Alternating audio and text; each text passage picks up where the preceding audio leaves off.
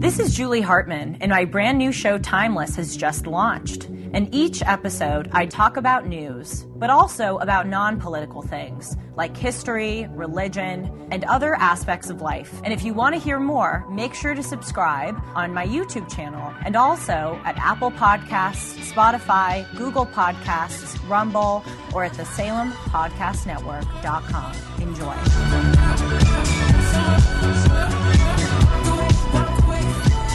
Hello and welcome again. Today is November 30th, 2022, the inaugural episode of Timeless. Some of you may know me from my show with Dennis Prager, Dennis and Julie, or from my radio guest hosting, and I am thrilled that you are finally joining us here for my very own show. Now, some of you may know that this show was supposed to launch yesterday, but literally 5 minutes before we were supposed to start, I was all mic'd up, I was feeling calm, ready to go, and my producers told me that there was this crippling technological problem that they encountered. So I just think, what would be a first show day without something going wrong? At least that's how I'm going to view it. And people were probably so enthralled with the U.S. versus Iran soccer game, so they probably weren't going to even watch my show anyway. Just a little note on scheduling before we begin. So my show with Dennis and Julie premieres every Monday. And then this show, Timeless, is going to premiere the remaining days of the week, Tuesday, Wednesday, Thursday, and Friday.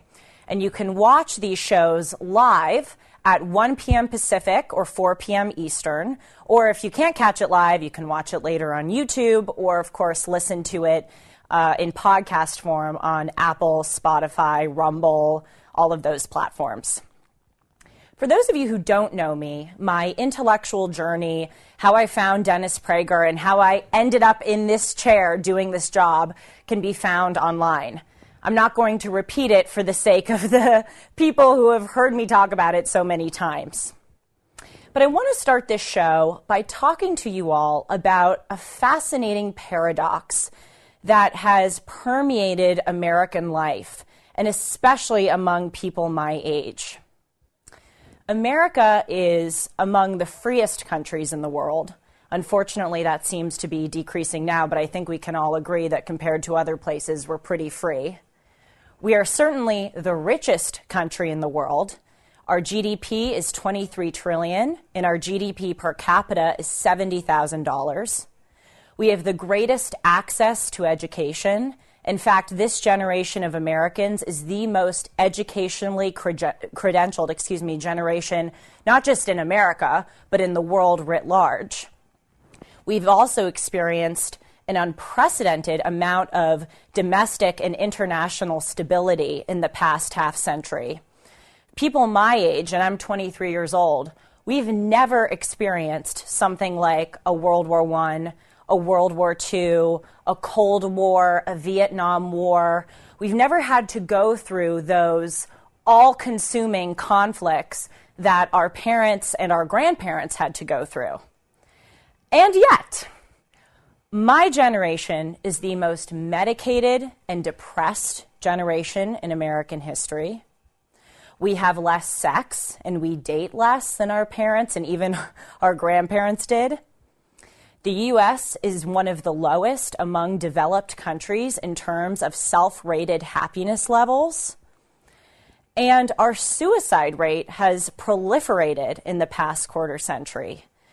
Since 2000, it has gone up by 35%. And the United States is in the top 25 countries in the world with the highest suicide rate. And by the way, I'm getting this information from the World Population Review. And it's fascinating because if you go online and you look at these country-by-country suicide statistics, you'll see that a lot of countries at the top, as tragic as it sounds, it sort of makes sense why their suicide rate is so high. There's number one is Lesotho. Then you see on the list Guyana, Russia, Ukraine, Belarus. And then, number 22, you see the United States, which is just plopped in there. the most privileged country in the world, stands alongside those other countries that are war-torn, that have enormous economic instability. We are right alongside those countries in the top 25 of countries in the world with the highest suicide rate. So the question that just captures my attention is, why is there this disconnect? Why do we have all of the trappings of success, fulfillment, and happiness, and yet, although we may be successful, we're not exactly fulfilled and happy? There are several answers to this question, but the biggest one for me is that I think that we have lost sight of certain eternal truths of life and human nature that used to guide us and strengthen us. Some things happen unexpectedly in life, like earthquakes, tsunamis, plane crashes, etc. But most things are connected to essential truths about ourselves that make the world less surprising and more understandable. Now, what are some of these things, these essential truths that we've forgotten? Number one is that the nuclear family is an essential component of any healthy, robust society. By a nuclear family, I mean 2 parents and a child. If you look at incarceration rates, dropout rates, unemployment rates, all of these phenomena, you will find that they very closely relate with an unstable 2-parent household. The second eternal truth that we used to know and that we've forgotten, and this one is probably the biggest one of all, is that we have to have pride in our country in order to survive. We have to view our accomplishments and our history and our culture as worthy and distinctive in some sort of important way.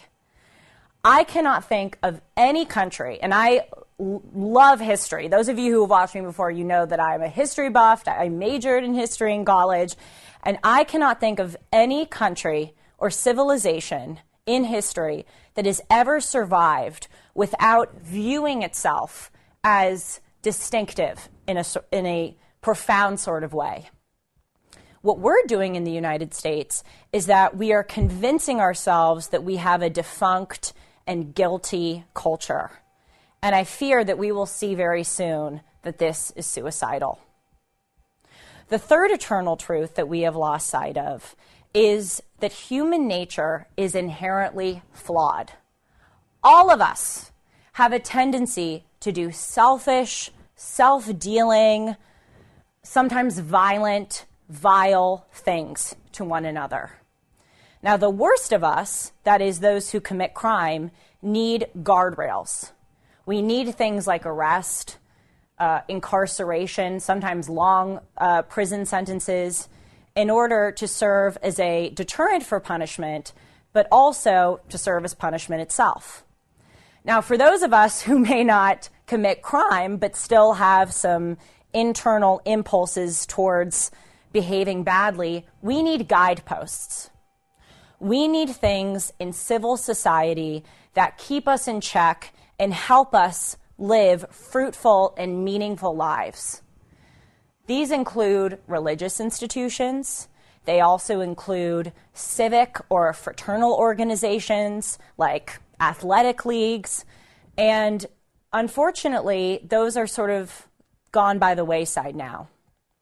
Now, the fourth eternal truth that we've forgotten, and I credit Ben Shapiro for making me think of it this way, is that our lives need to consist of a portfolio of roles that we fulfill with fidelity, conscientiousness, and integrity. For women, this used to be mother, daughter, sister.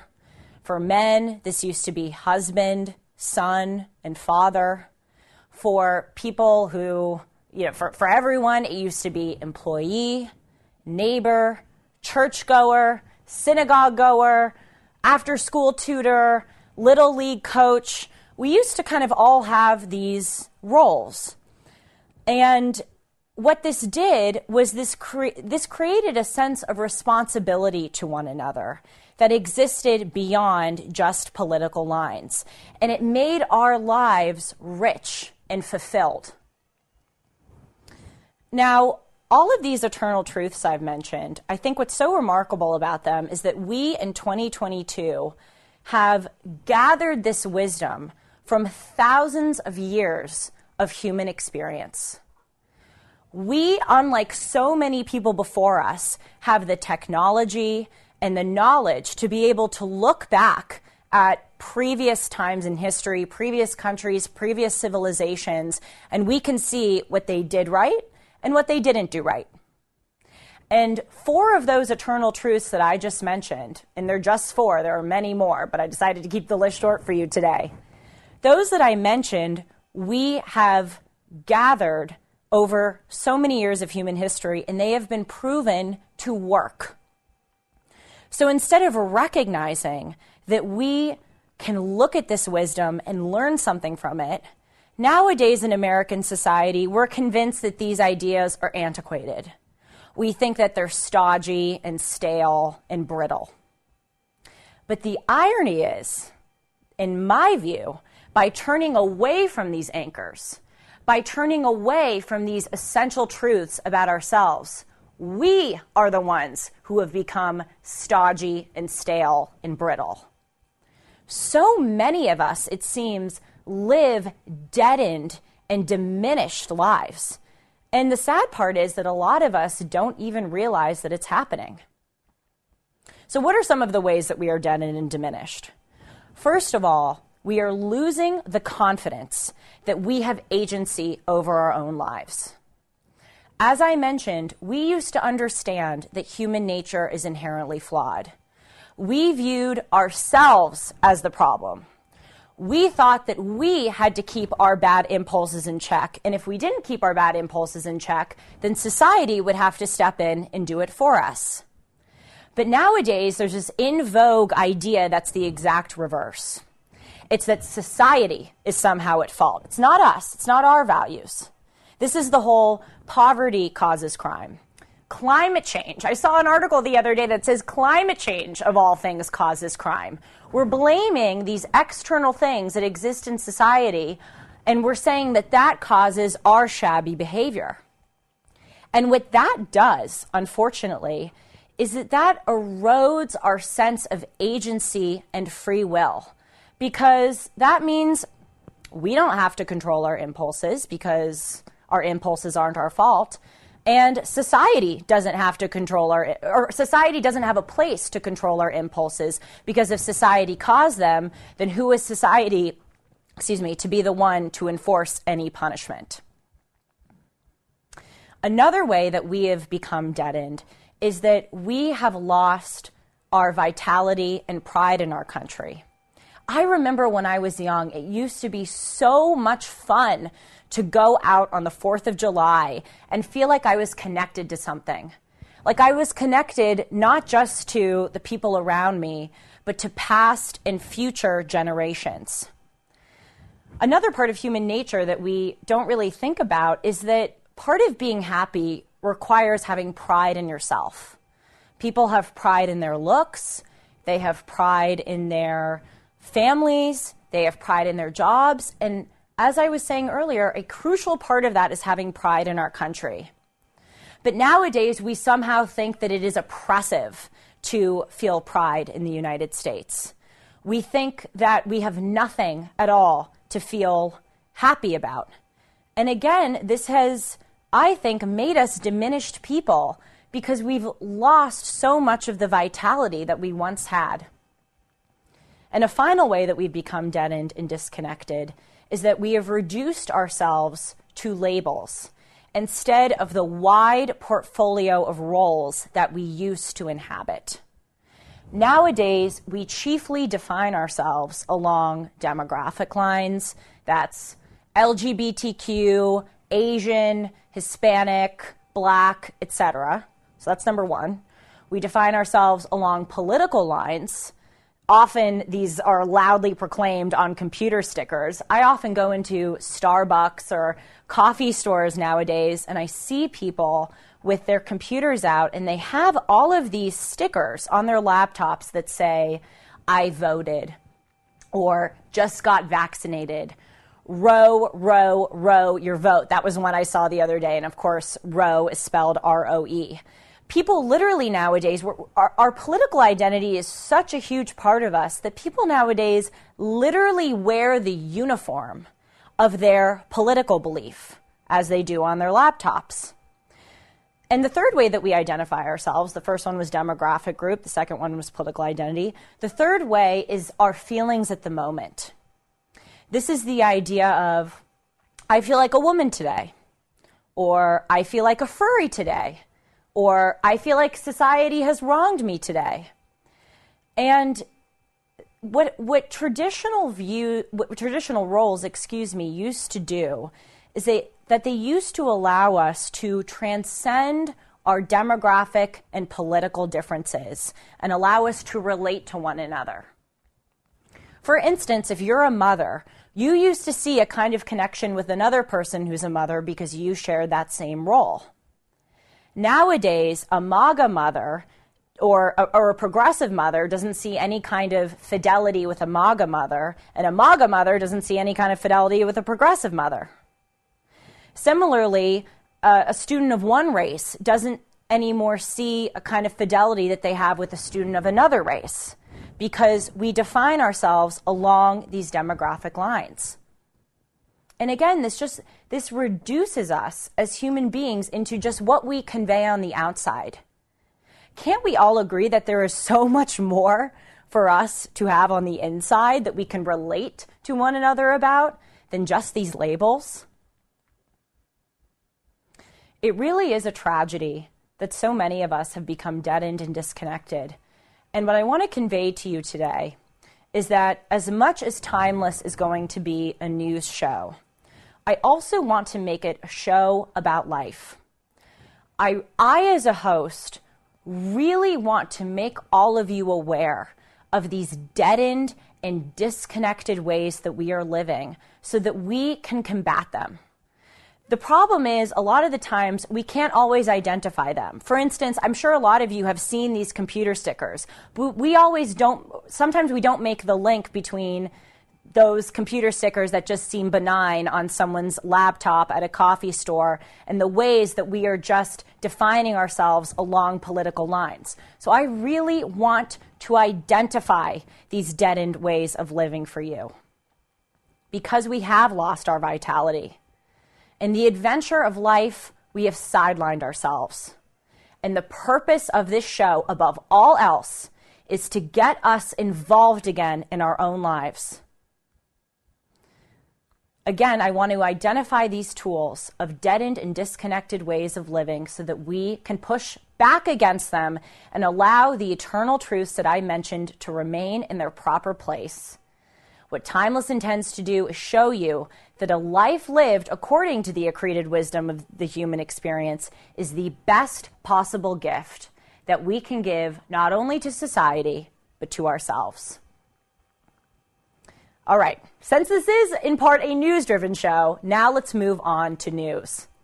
The biggest news story in the world right now, even bigger than the war in Ukraine, is the anti-COVID lockdown protests, which are turning into anti-Xi Jinping protests and anti-Communist Party protests that have taken place in at least 10 cities across China.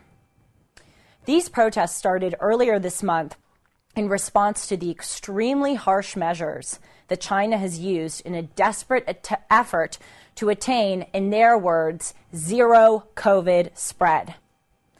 Now, an especially egregious practice in China that they have used since the beginning of the pandemic has been to weld shut the apartment buildings or the apartments themselves so that residents simply cannot leave. Last week, there was an apartment complex fire in one city in central China that killed 10 people. And the reason for that fire was because the firefighters could not get close enough to the flames because the CCP had put up blockades on the street to prevent people from leaving quarantine in their apartments, so the firefighters couldn't get close enough to put the fire out in time. And so what's happened with these protests is that we have not seen anything like this since the pro-democracy protests in Tiananmen Square in Beijing, which happened in 1989. Now, these protests were crushed by the People's Liberation Army in June of that year. And since then, the CCP has dismantled any group or any organization in civil society that could be a threat.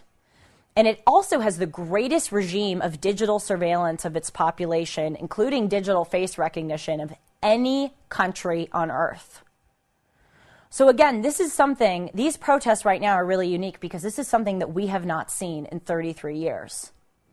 But according to Gordon Chang, who is the leading expert on China in the United States, unlike the 1989 Tiananmen Square protests that wanted to reform but otherwise keep in place the Chinese Communist Party, these protests, these COVID protests right now, have a strong anti-Communist Party, anti-Xi Jinping element. They started as anti-COVID, but now it's anti-CCP and anti-Xi Jinping. And now we see that China is airdropping or digitally transmitting anti-Xi Jinping leaflets in various places across China, which is unheard of. It is totally unprecedented in recent Chinese history to do that for a leader. Some of you may know that Xi Jinping, who's been the leader of China for the past 12 years, was recently given another 5-year term as president and will probably end up serving as president for his life. He's the most powerful Chinese leader since Chairman Mao died in 1976. But it does seem like his power inside the country may be coming at the cost of the Communist Party's control of the country. Several people, inside China right now are being targeted by Xi's regime. And they're trying, interestingly, to make contact with Western newspapers and news outlets to inform people in the West through newspapers or social media of their persecution. One Beijing student said this morning in the Wall Street Journal that the CCP tracked his phone, saw that he was near a group of protesters, and contacted his university. And this student now has to make a statement to the Chinese Communist Party, which explains why he was near those protesters. Moving on to domestic news. I'm sure some of you have read about this. We don't know whether or not this is going to happen, but there is a possibility of a nationwide railroad strike next week in early December, which would be the first one since 1991. And the situation is that 12 different railway worker unions need to agree on a new contract in order to avoid the likelihood of a strike. And if any one of these 12 unions refuses to vote in favor of a new contract and go on a strike, the other 11, even if those 11 have agreed to a new contract, are unlikely to cross the picket line. As of this morning, 8 unions have voted in favor of the contract and 4 have not. Now, President Biden seems to be quite worried about this, and he has called upon Congress this morning to use their power to force a labor agreement on unions and their companies. And as I was reading this, I was thinking, how does Congress have the power to do this? But according to a 1926 Railway Labor Act, Congress is in fact allowed to force an agreement on companies and labor unions to protect railway operations in the country. Now, this strike, if it does happen, would be catastrophic for this country. 30% of the goods and 40% of prepackaged food in the United States travels by rail. So if these workers go on strike, which right now looks like it's probably about 50% chance of happening, this could really impact our way of life. And as bad as this would be at any time, having this happen about 3 weeks before Christmas would be the worst time for something like this to occur, because Two of the largest customers of the nation's railroad networks are UPS and FedEx. Also, a lot of commuter and passenger rail service in the United States runs on tracks that are owned by commercial freight companies whose workers are members of those 12 unions and who are responsible for keeping the tracks clean and running on time. So the strike won't just have an impact on the flow of goods, but it's very likely that it will have an impact on passenger and commuter service too. So as I said, if this happens in the next week, it will be the first time since 1991 that there has been a railroad strike in the United States. The unions point to significant workforce reductions before the pandemic and other workforce reductions during the pandemic as the cause of a progressively smaller workforce being forced to work longer and longer hours and perform more functions without the necessary rest, relief, or higher pay. From what I know about this, and I will admit to you, my audience members, that I am not always the biggest fan of unions, especially teachers' unions. But from what I know about this railroad strike, it's very hard not to have some sympathy for the claims and the positions that the unions are making. And unfortunately, I really don't have any confidence that the Biden administration has any handle on this issue. Sean, let's play the clip. Have you been in touch with the parties again? My team has been in touch with all the parties, in rooms with the parties. I have not directly engaged yet. The president is indeed involved directly. Yes, the president has been clearly. He's been he's been briefed, but he has actually been directly involved. No, I just said he's been direct. I said this is the third time I'm saying he's been directly involved, and he has been directly involved. Again, the president has been directly involved. I just said the president has been directly involved. So I could say this: he's been directly involved since before there was even a tentative agreement. The president is directly involved, as I have said. We'll keep you updated should that strike happen next week. Now, the final news story I want to talk to you about is that in this holiday season of Christmas wreaths, boughs of holly, and spruce and fir trees, I want to talk to you about a different kind of green plant, weed. It has now been over 25 years since California became the first state to legalize medical marijuana, and 10 years since Colorado and Washington became the first two states to legalize recreational marijuana. Today, 39 states in D.C. allow medical marijuana, and 21 states, so almost half, and D.C. allow for recreational marijuana. And in the past few months, there's been a lot of new information coming out about marijuana that many of us, myself included, who grew up thinking that marijuana is a safe drug, were never told. And we are learning that many of the things that we were told about marijuana are either untrue or incredibly misleading. Again, this is really important that parents and especially young people hear this, because when I read this for the first time just a few days ago, I had absolutely no idea that some of these things are true. So let's go over some of the arguments for legalizing marijuana that have been prevalent over the past few decades. The first one that we've been told is that it's not addictive.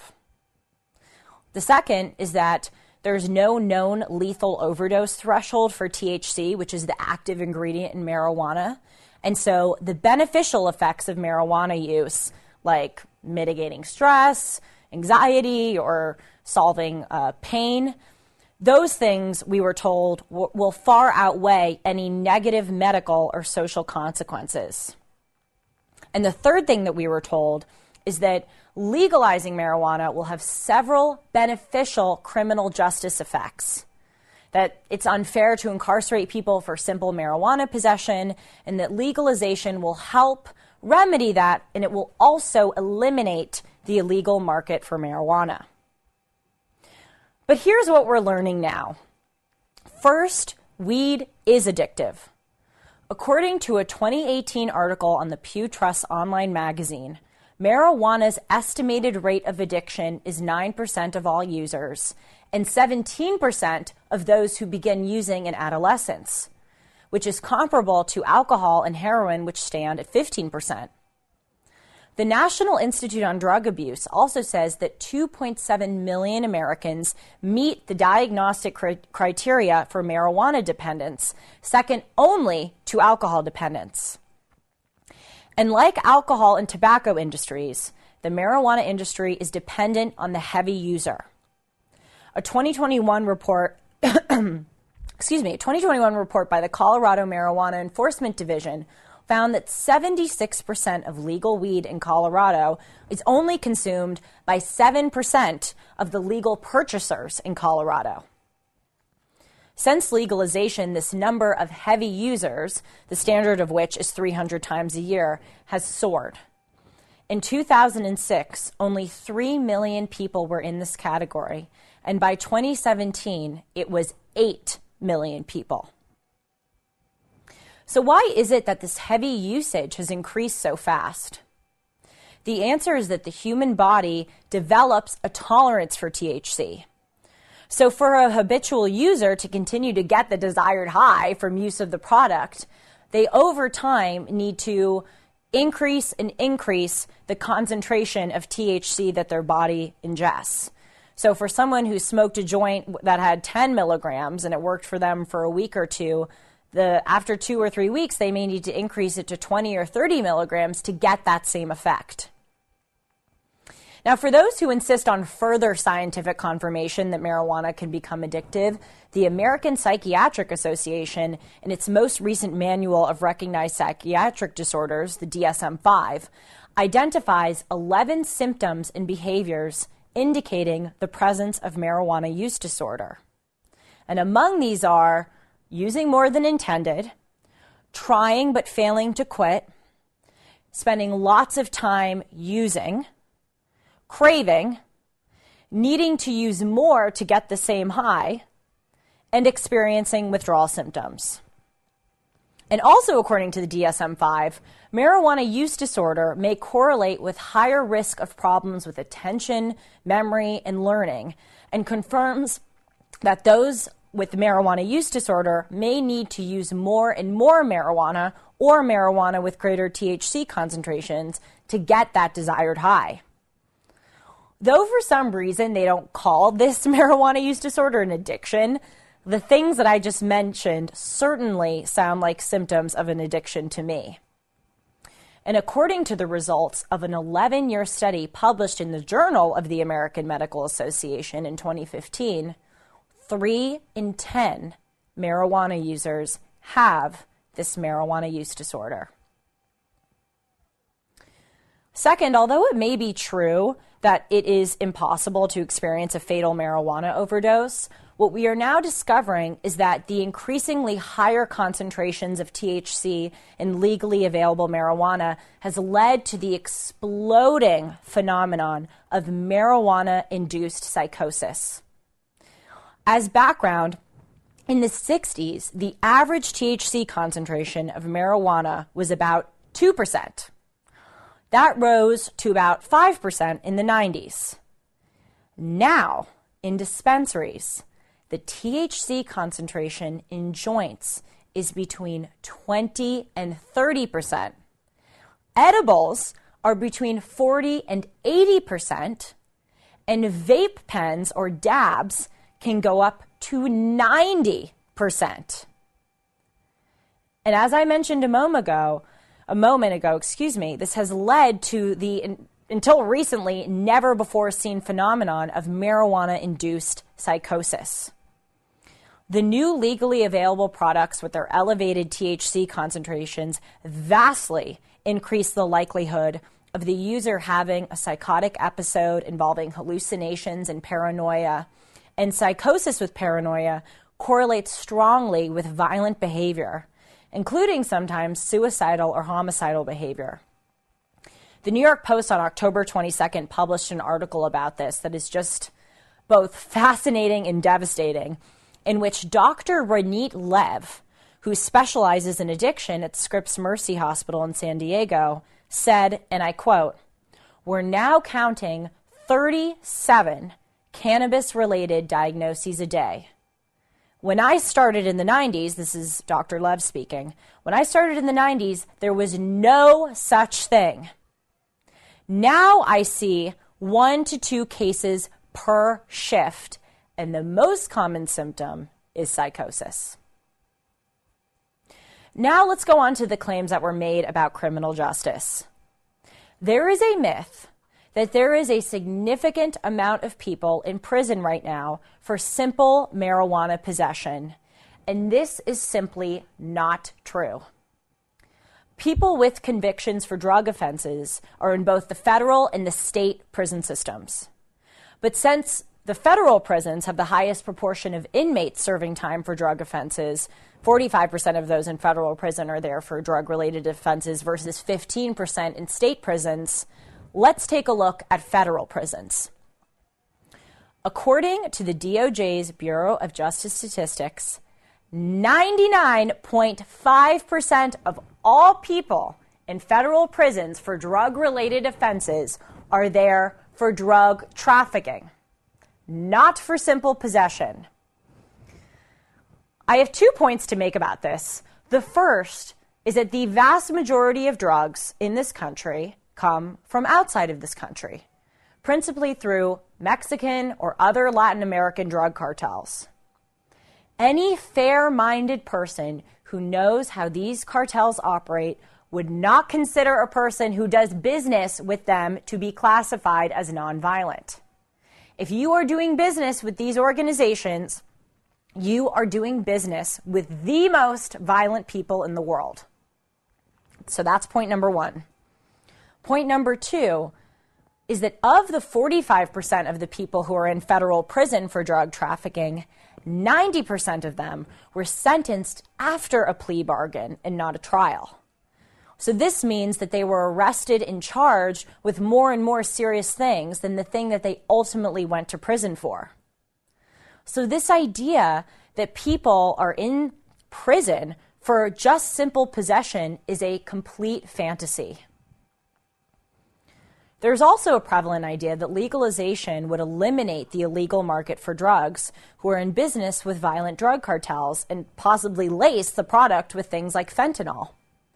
But the overwhelming weight of evidence is that legalization has not significantly impacted the illicit market at all. NPR ran a story last year that was entitled, 5 years after California legalized weed, the illicit market dominates. Now, this shouldn't be shocking to any of us because the illegal market is much more profitable because it avoids the costs of licensing and regulatory approval. And unlike dispensaries, it doesn't have to pay taxes on the product that it buys or charge taxes on the product that it sells. Taxes on marijuana these days can range from 17% in Oregon to 30% in Colorado to 37% in Washington state. And also the presence of so much legal marijuana decreases police attention on illegal sales and allows illegal dealers to present themselves as licensed. And according to the NPR story, in Los Angeles, where we're filming now, in 2021, there were only about 200 legal dispensaries and between 1,000 and 1,500 illegal marijuana stores. Finally, another argument that was made about legalization is that it would reduce crime. But even the advocates of legalization are no longer making that claim. The only thing they say today is that legalization has no effect on crime rates. But actually, there's evidence to the contrary. The first 4 states to legalize recreational marijuana were Colorado, Washington, Oregon, and Alaska. In 2013, so that's the last year when recreational marijuana was illegal in all of these states, combined, these states had 450 murders and 30,000 aggravated assaults. In 2018, after legalization, these 4 states combined had almost 620 murders and 38,000 aggravated assaults, a rate of increase that is far greater than the national average. Now, I'm telling you all this because This was a really critical thing that was sold to us as something totally different than what it turned out to be. And if we can just zoom out for a moment, I've noticed that over the course of even my lifetime, there have been a lot of these really critical things that everyone just kind of accepts, and that you're ridiculed and disparaged if you question or don't accept. And oftentimes, these critical things actually turn out to be untrue. One example is that Iraq has weapons of mass destruction. That was clearly not true. The second is that COVID originated in a wet market and not in a lab, although coincidentally, the wet market just happened to be in the same town as a virology lab. Number 3 is that Donald Trump colluded with the Russians to steal the 2016 election. We now know that that is not true. Number 4, an especially prescient news story, is that Hunter Biden's laptop we believed was Russian disinformation. And now all of these left-wing news sites are admitting that, in fact, the information on Hunter Biden's laptop was, in fact, true and that it wasn't Russian disinformation. And the 5th example is that we were told that the Pfizer vaccine would prevent transmission of COVID. And although the vaccine may help reduce the severity of COVID, a Pfizer executive testified a few weeks ago in front of the European Parliament that the Pfizer vaccine, when it came out, these executives did not have any evidence that the vaccine reduced transmission.